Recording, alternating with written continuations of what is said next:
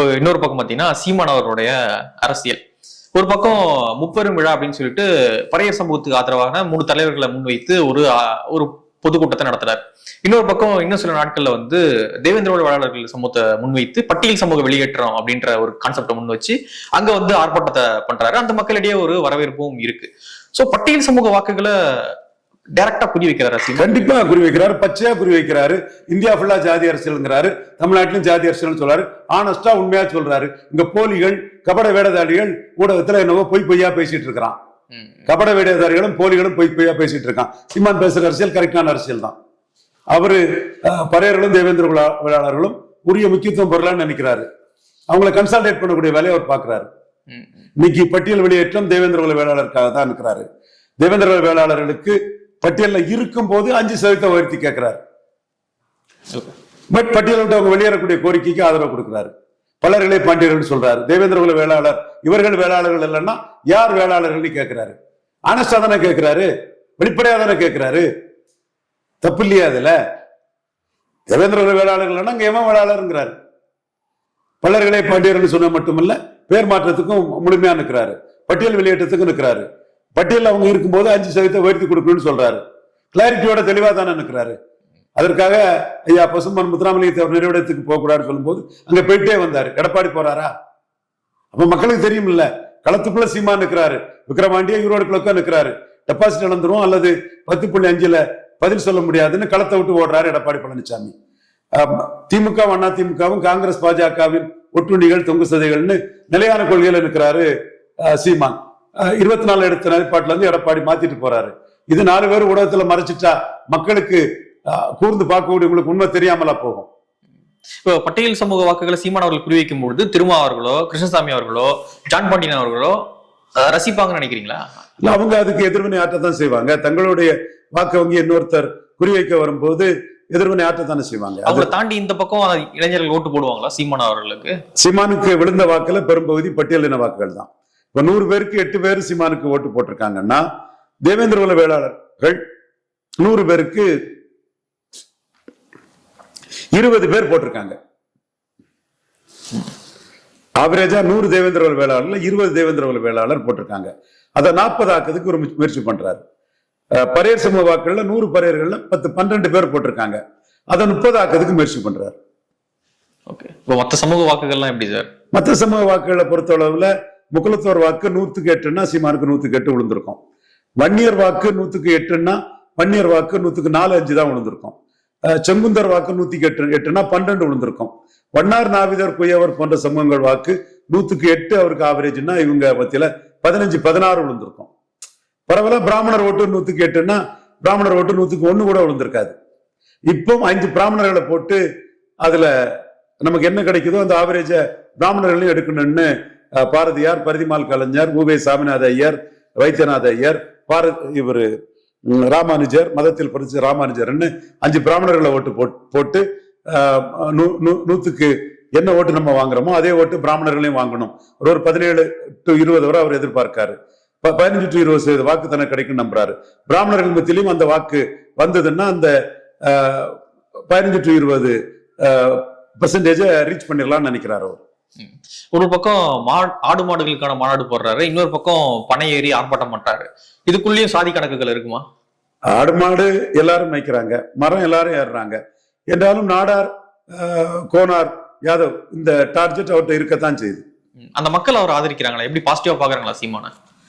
கண்டிப்பா இந்த எலெக்ஷன்ல ஒரு 17% வாக்குக்கு மேல வரதுக்கு வாய்ப்பு இருக்கு. கன்சிராம் வெற்றி பெற்ற ஸ்ட்ராட்டஜி தான், அதை சீமான் எடுக்கிறார். இப்ப 17% வருவாரு அப்படின்னீங்கன்னா அப்ப விஜய் அவர்களுடைய ரோல் என்ன சார்? விஜய் நிப்பாரா நிக்க மாட்டாராங்கிறது எனக்கு டவுட்டா இருக்கு. Is incapable and incompetent. அவர் நிக்கட்டு பார்ப்போம். ஓவரா இப்ப சீமான் அவர்கள் விஜய் அவர்களை கடுமையாக தாக்குறாரு, போர் அப்படின்லாம் சொல்றாரு. ஏன் இந்த அளவுக்கு? கமலஹாசன் வரும்போது அவருக்கு அது பிளஸ் ஆன மாதிரி விஜய் கம்பாரிசனும் சீமானுக்கு பிளஸ் தான். பிளஸ் ஆகும்ன்றீங்களா? கண்டிப்பா பிளஸ் தான். ஆனா கமலோடைய இமேஜ் அப்படின்றது விஜயோட கம்பேர் பண்ணும்போது கரெக்டா இருக்குமா? அது விஜய் சேலஞ்ச் பண்றேன். விஜய் எந்த தொழில இருந்தாலும் 30,000 ஓட்டுல அவரை தோக்கடிச்சு காட்டுறேன். நீங்க தோக்கடிச்சிருவீங்களா? நான் தோக்கடிச்சு காட்டுறேன். நான் தோக்கடிச்சிட மாட்டேன். யாரை வச்சு தோக்கடிக்குமோ அதை வச்சு தோக்கடிச்சு. கருத்து இல்ல, யாரை வச்சு தோக்கடிக்குமோ அதை வச்சு தோக்கடிச்சு காட்டுறேன். ஓகே, இப்போ சீமான் அவர்கள் இருக்கு. இதுல ஃபர்தரா கேள்வி கேட்க விரும்பல. இல்ல, உங்க உங்க விருப்பம் தான். விஜய் காந்த் 40% வாக்கெடுத்து ஜெயித்தார். கமலஹாசன் 33% வாக்கெடுத்து 2வது இடம் வந்தார். விஜய் நிற்கும் போது அவங்க தொகுதியில் அவங்களுக்கு எதெல்லாம் சாதகமா அமைஞ்சதோ அதெல்லாம் விஜய்க்கு பாதகமாக்கி காட்டுவேன். 30,000 ஓட்டுல தோக்கடிச்சு காட்டுவேன். எந்த கட்சி, எந்த வேட்பாளர் சார்? அதெல்லாம் நீங்க கேட்க வேண்டிய அவசியம் இல்லை. இதுவே போதும். தெளிவா என்னால் அது நிகழ்த்தி காட்ட முடியும். அது எத்தனையோ விஷயங்கள். அன்புமணி ராமதாஸ் தோப்பாருன்னு சொன்னேன். 5% வாக்க அன்புமணிக்கு எடுத்து கொடுத்தது 5.5. ஜானாருக்கு சாதனைன்னா தோக்கடிச்சு காட்டினது எங்க சாதனை? எப்படி தோக்கடிச்சு காட்டினுங்கிறது பூபதி நாராயணசாமிக்கு தெரியும், அவரு பாக்கியராஜுக்கு தெரியும், ஜான் ஆரோக்கியசாமிக்கும் தெரியும். ஓகே, சீமான் அவர்கள் ஒரு பெரிய த்ரெட்டா பாக்குறாரா விஜய் அவர்கள்? ரொம்ப கடுமையா பேசுறாரு, அதான் கேக்குறேன். அந்த கம்பாரிசன் தனக்கு லாபம்னு பாக்குறாரு. சிலதான் டச் பண்ணவே மாட்டாங்க இல்லையா? அவங்க டச் பண்ண டேமேஜ் நமக்கு தான் வரும் அப்படின்ற மாதிரி. Ineligible incompetent Vijay comparison, eligible competent leader சீமானுக்கு பெரிய பிளஸ் ஆகும். ஓகே, விஜய் அவர்கள் வந்து இப்போ ஆணவ படுகொலை செய்யப்பட்ட கவின் அவர்களை அந்த அவருக்கு ஆதரவாக ஒரு பதிவு கூட இதுவரை போடாம இருக்காரு. என்ன சார் கால்குலேஷன்? இது அவர் உரிமை, அவர் கட்சி, அவர் கருத்து. அதை நம்ம அதுல பெருசா சொல்றோம். தமிழ்நாடு அரசியல் எல்லாமே போட்டுட்டு இருக்காங்க, எல்லா தலைவர்களும் போடும் பொழுது விஜய் அவர்கள் மட்டும் சைலண்டா இருக்காரு. இல்ல, அவர் ஒரு திரைக்கலைஞர். எல்லாரும் தன் படத்தை பார்த்து தனக்கு அபிமானத்துல இருக்கும் போது வந்து இதுல போட்டா. ஆனா இன்னைக்கு அரசியல் கட்சி தலைவர் தானே சார் அவரு. அவர் முடிவு. நம்ம அதுல நான் எல்லாத்தையுமே அவரை போய் நான் விமர்சிக்க தயாரா இல்லை. இதுல மட்டும் விமர்சிக்கல நீங்க? இல்ல, எல்லாமே அவரை போய் நான் விமர்சிக்கிறதுக்கு எனக்கு ஒண்ணும் இது இல்ல. அவருக்கு இல்ல ஒரு சாதி கணக்கு இருக்குமான்னு கேக்குறேன் விஜய் அவர்களுக்கு. ஒரு அப்பர் காஸ்ட் வந்து நம்மளுக்கு எதிராக திரும்பிடுவாங்கன்னு நினைப்பாரோ? எம்பிசி காஸ்ட் தானே, அப்பர் காஸ்டா? ஓகே, அவங்க எதிராக திரும்பிடுவாங்க நினைக்கிறாரோ? எப்படி டிஎம்கே வந்து ஒரு ஒரு ஓபிசிக்கான கட்சி மாதிரி இருக்கும், அது போல வந்து விஜய் அவர்களும் ஒரு ஓபிசிக்கான கட்சி மாதிரி தான் இருப்பாரோ? பட்டியல் சமூகத்துக்கு எது நடந்தாலும் கேட்க மாட்டாரா? நாளைக்கு கூட கேட்கலாம். இல்ல, உங்களுடைய கருத்து என்ன? இல்ல, இதுக்குள்ள நான் பெருசா போக விரும்பல. அது ஒரு துன்பியல் நிகழ்வு. ஓகே, எனக்கு அதுல கூட எல்லாரும் ப்ரொஜெக்ட் பண்ணக்கூடிய அளவுக்கு இருந்திருக்குமா, சடன் அண்ட் ப்ரொவோகேஷன் தானாங்கிறதுல ஒரு எண்ண ஓட்டம் இருக்கு. அதுல நாம சொன்னோம்னா ஒரு நிலைப்பாடு எடுத்து ஒருத்தருக்கு பிரிவிற்கு சாதகமாட்டோ பாதகமாட்டோ பேசுற மாதிரி வரும். நம்ம எந்த பிரிவினருக்கும் சாதகமோ பாதகமோ இல்லை. நடந்திருக்க கூடாது, நடந்துடுச்சு. அதுல எனக்கு ஓகே, இது ஒரு சென்சிட்டிவ் மேட்டர், விடுங்க அதை. அது நான் அதை விட்டுட்டேன். இந்த பக்கம் கேட்கறேன், டிவிகே வந்து ஒரு ஓபிசிக்கான கட்சியா மட்டும்தான் இருக்குமான்னு கேட்கறேன். இல்ல பட்டியல் சமூகத்துக்கும் டிவிகே கேபபிள் காம்பிட்டன்ட் லீடராட்டு களத்துக்குள்ள 214 போடுவாராங்கிறத நான் சந்தேகப்படுறேன். அன்டெஸ்டட் நாட் ப்ரூவ்டாட்டே போயிருவாரோன்னு நினைக்கிறேன். ஓகே, இன்னொரு பக்கம் வந்து பீகார்ல வந்து கிட்டத்தட்ட 65 லட்சம் வாக்காளர்கள் வந்து நீக்கி இருக்காங்க அப்படின்ற ஒரு கருத்து. சீமான் அவர்கள் சொல்றாரு, அவங்க எல்லாரையும் கொண்டு வந்து தமிழ்நாட்டுல இணைக்க போறாங்க. கிட்டத்தட்ட 7 லட்சம் பேரை வந்து தமிழ்நாட்டுல புதிய வாக்காளர்களாக பீகாரிகளை வந்து இணைக்க போறாங்க. அதுக்கு எதிராக நான் ஒரு ஆர்ப்பாட்டத்தை முன்னெடுக்க போறேன் அப்படின்னு வந்து சொல்லியிருக்காரு. சோ இந்த அரசியல் எப்படி சார் பாக்குறது? சீமான் அவருக்கு அரசியலை பண்றாரு.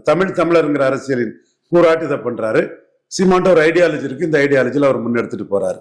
இதுல வேற எந்த கட்சியும் சீமானுக்கு நிலைப்பாட்டை எடுக்க மாட்டாங்கன்னு நினைக்கிறேன். சீமான் மட்டுமே ஸ்டாண்ட் அலோனா நின்று எடுக்கக்கூடிய நிலைப்பாடுகள் பல இருக்குது. அந்த நிலைப்பாடுகள் தான் சீமான 17% வாக்குக்கு 26ல கொண்டு போகும். தமிழிலிருந்து வந்ததான் கன்னடம், தெலுங்கு, மலையாளம், துளு. மற்ற கட்சிகள் சீமான் மாதிரி இதை ஸ்ட்ராங்கா எடுக்க மாட்டாங்க. பாராளுமன்ற கட்டடத்துல சமஸ்கிருத இருக்கியா, தமிழ் இல்ல, புரட்சி தமிழர் எடப்பாடி பழனிசாமி இதை பேச மாட்டாரு. இந்த மாதிரி எக்கச்சக்க இஷ்யூஸ் வந்து சீமான் மட்டுமே மற்ற கட்சிகள் எடுக்காத இஷ்யூ எடுப்பாரு. அந்த இஷ்யூஸ் தான் சீமான 17% கொண்டு போக நான் உறுதியா நம்புறேன். இந்த அரசியல் வந்து தமிழர்களை போலரைஸ் பண்ணி என்டிஏ ஆதரவாக திருப்புமா அப்படி பாக்குறீங்க? போலரைஸ் தான் பண்றாரு. இதை வச்சு போலரைஸ் பண்றாரு, தப்பே இல்லை. ஓகே, ஒவ்வொருத்தரும் ஒவ்வொரு ஆங்கிள் வாக்கு எழுதும் போது அவர் தமிழர்களை போலரைஸ் பண்றாரு. வர எலெக்ஷன் எப்படி சார் பர்ஃபார்ம் பண்ணுவாங்க நினைக்கிறீங்க? என்டிகே வந்து 17% வாக்கு தாராளமா வந்துருவாங்க நான் கருதுறேன். 17% வாக்கு. 17 அப்படின்னா அது வந்து சில இடங்கள்ல சீட்டாவும் கன்வெர்ட் ஆயிடும். சீட் கன்வர்ஷனுக்கு வாய்ப்பு இருக்கு. ஓகே, நிறைய விஷயங்கள் நம்மோடு பகிர்ந்துட்டீங்க. ரொம்ப நன்றி சார்.